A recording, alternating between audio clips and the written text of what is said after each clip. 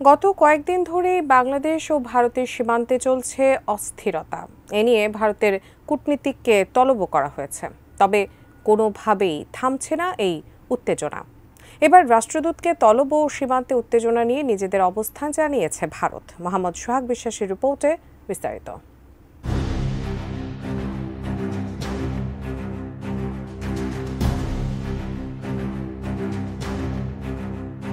বাংলাদেশ ভারত সীমান্তে সাম্প্রতিক উত্তেজনা ও নয়াদিল্লিতে ঢাকার রাষ্ট্রদূতকে তলব করার বিষয়ে ভারতের অবস্থান জানিয়েছেন দেশটির পররাষ্ট্র মন্ত্রণালয়ের মুখপাত্র রণধীর জসওয়াল। তিনি বাংলাদেশের সঙ্গে অপরাধ মুক্ত সীমান্ত নিশ্চিত করতে ভারতের প্রতিশ্রুতির কথা পুনর্ব্যক্ত করেছেন। শুক্রবার এক সংবাদ সম্মেলনে তিনি বলেন, আমরা আমাদের অবস্থান খুব পরিষ্কার করেছি। আমরা ভারপ্রাপ্ত হাইকমিশনারকে তলব করেছি এবং সীমান্তে বেড়া দেওয়ার বিষয়ে আমাদের অবস্থান পরিষ্কার করেছি। আমরা বাংলাদেশের কাছে উত্থাপিত কিছু পয়েন্ট বলতে চাই। তিনি বলেন, আন্তঃসীমান্ত অপরাধমূলক কর্মকাণ্ড, চোরাচালান ও পাচার রোধে, সীমান্ত সুরক্ষার লক্ষ্যে কাঁটাতারের বেড়া, সীমান্তে আলো স্থাপন, প্রযুক্তিগত ডিভাইস স্থাপনের মাধ্যমে বাংলাদেশের সঙ্গে অপরাধমুক্ত সীমান্ত নিশ্চিত করতে আমরা প্রতিশ্রুতিবদ্ধ। আমরা আশা করছি এ ধরনের অপরাধ দমনে সহযোগিতামূলক দৃষ্টিভঙ্গিতে আগের সব সমঝোতা বাস্তবায়ন করবে বাংলাদেশ।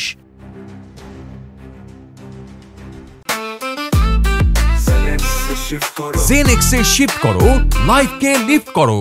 জসওয়াল আরও বলেন, ভারত চায় বাংলাদেশের সঙ্গে সম্পর্ক ইতিবাচক দিকে এগিয়ে যাক, দ্বিপাক্ষীয় সম্পর্ক উভয় দেশের জনগণের জন্য ভালো হোক। তিনি বলেন, ভারত বাংলাদেশ সম্পর্কের ক্ষেত্রে আমাদের অবস্থান বেশ কয়েকবার স্পষ্টভাবে তুলে ধরা হয়েছে। আমাদের পররাষ্ট্র সচিব ঢাকা সফর করেছে, যেখানে আমরা বলেছিলাম ইতিবাচক সম্পর্ক চাই, ইতিবাচক পথে এগোতে চাই। জসওয়াল আরও বলেন, আমরা বাংলাদেশের জনগণের সঙ্গে ফেডারেল সম্পর্ক চাই। আমরা চাই ভারত বাংলাদেশ সম্পর্ক বাংলাদেশের জনগণ ও ভারতের জনগণের জন্য ভালো হোক। সুতরাং এটাই আমাদের দৃষ্টিভঙ্গি, একটি ইতিবাচক দৃষ্টিভঙ্গি, এবং এটি রয়ে গেছে।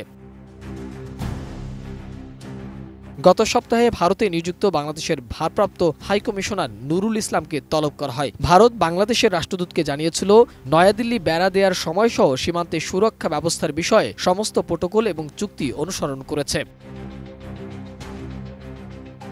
ঢাকায় নিযুক্ত ভারতীয় হাইকমিশনার প্রণয় ভার্মাকে তলব করার একদিন পর বাংলাদেশের ডেপুটি হাইকমিশনারকে তলব করা হয়েছে। বাংলাদেশের পররাষ্ট্র মন্ত্রণালয়ে ভারত বাংলাদেশের সীমান্তে সাম্প্রতিক কাঁটাতারের বেড়া নিয়ে গভীর উদ্বেগ প্রকাশ করে এবং আপত্তি জানিয়েছে। মোহাম্মদ সোহাগ বিশ্বাস, এটিএন নিউজ, ঢাকা।